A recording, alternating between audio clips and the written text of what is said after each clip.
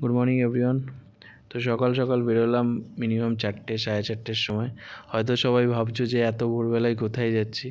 তো যেহেতু অনেক দিন ধরে ভাবছিলাম যে ঘুরে আসি একটুখানি, তো বন্ধু বান্ধবের মধ্যে প্ল্যানিং হলো যে যাওয়া যাক। তো সেই জন্য ভোরে উঠে ওদের জন্য ওয়েট করছিলাম। তো ওরা আসবে কিছুক্ষণ পরে বলল, তো সেই জন্য আমি ওয়েট করছিলাম। আর অনেক ভোরবেলা উঠেছি যেহেতু, খুব ঠান্ডাও লাগছিলো। চারিপাশে কেউ ছিল না, আমি একাই ছিলাম। কন্টিনিউয়াস আধা ঘন্টার উপর ওর জন্য ওয়েট করছি। পাক্কা 30 মিনিট ওয়েট করার পর তো ফাইনালি যে দাদাটা আমাকে নিতে আসছিল সে আসে। আর আমাকে বলছিল যে অনেকটা দেরি হয়ে গেল, তাড়াতাড়ি ওঠ, দেরিও হয়ে গেছে, ওইদিকে বাসও আসবে। তো এইদিকে দুটো ভাই আর একটা দাদা এসেছিলো। ওরা বলছিল যে ভিডিও করছে, আমি বলছিলাম হ্যাঁ ভিডিও করছি, চলো তাতেই চলো। তো আমার যেটা দাদা বলছি ওটা আমাদের ব্রাঞ্চের ম্যানেজার, আর যে ভাইটা রয়েছে সেটা আমাদের সঙ্গেই ব্রাঞ্চে একসাথে কাজ করি। তারা দেরি হয়েছে বলে মানুষে যে এত দূরে গাড়ি চালাতে পারে সেটা তো আমি জানি না। কারণ দাদাকে বলছি যে আস্তে গাড়ি চালাও, রাস্তা ভালো না। কারণ যেহেতু আগের দিন রাতে বৃষ্টি হয়েছে, খুব রাস্তা ভেজা ছিল। আর যেহেতু 3জন নিয়ে চালাচ্ছে, বারবার দাদাকে আমি বলছিলাম যে আস্তে চালাও। তো সে তো বলছে যে না, তাড়াতাড়ি পৌঁছাতে হবে। সকালবেলা ব্যারাকপুরটাকে তো সেই লাগছিলো দেখতে, কারণ কয়েকজন মানুষ আর পাখির আওয়াজ চারিদিকে। আর আমরা বাসের জন্য ওয়েট করছিলাম। তো আর একটা ভাইও আসার কথা ছিল, ভাই কাম বন্ধু বলতে পারো, কারণ ও শ্যামনগর থেকে আসবে। তো ওর জন্যই ওয়েট করছিলাম। वो आ गया, देखो देखो वो आ गया, वो आ गया, देखो देखो वो आ गया। হয়তো তোমরা ভাবছো যে কোথায় যাচ্ছি, কারণ আমরা যাচ্ছিলাম দীঘা। কারণ অনেক দিন ধরে ভাবছিলাম যে কোথায় যাওয়া যাক। তো অফিসের 5জন মিলে আমরা দীঘা বেরিয়ে গেছিলাম ম্যানেজারকে নিয়ে।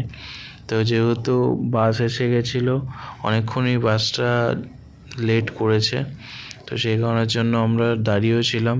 তো বাসে উঠে পড়েছি, সিট মিট গুছিয়ে আমরা সিটে বসে গেছিলাম, আর বাস ছেড়েও দিয়েছিল। কিন্তু বাসটা ছাড়ার পরে অনেক জোরেই যাচ্ছিল, কারণ সেরমভাবে কোথাও স্টপ দিচ্ছিল না। दो पल की क्यों है जिंदगी, इस प्यार को है सदियां काफी नहीं, तो खुदा से मांग लूं मोहलत में एक नहीं, रहना है बस यहाँ, अब दूर तुझसे जाना नहीं, जो तू मेरा हमदर्द है, जो तू मेरा हमदर्द है, सुहाना हर दर्द है,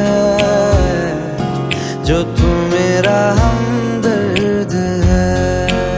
মিনিমাম 4.5 ঘন্টা জার্নি করার পর দীঘা এলাম। তো যেহেতু এসে আমরা একটা ভ্যান ঠিক করছিলাম, আর একটা বয়স্ক কাকু ছিল, তাকে বারবার বলছিলাম আমরা যে তোমরা কি নিয়ে যেতে পারবে। তো আর একজনই পাশ থেকে বলছিল যে না, উনি পারবে কি পারবে না, কারণ বয়স্ক লোক। 5জনের আমাদের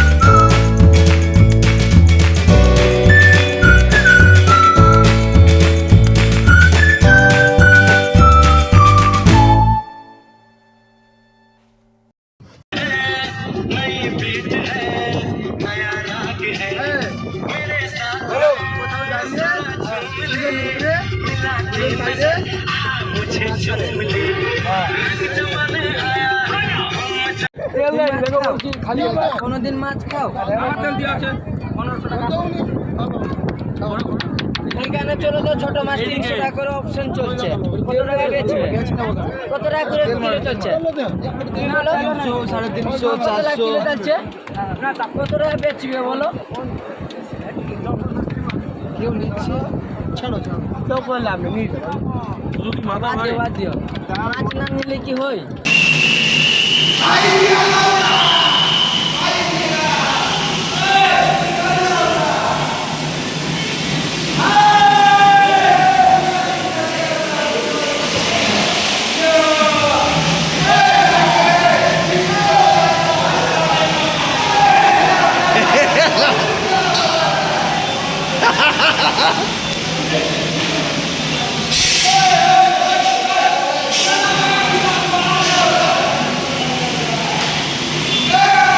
অনেক মজা করার পর লাস্টে বহুত খিদে পেয়ে গেছিলো।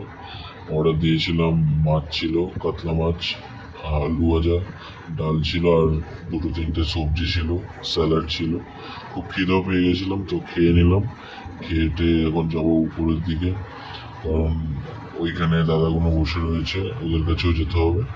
তো চলো ভিডিওটা এখানে শেষ করছি, টাটা।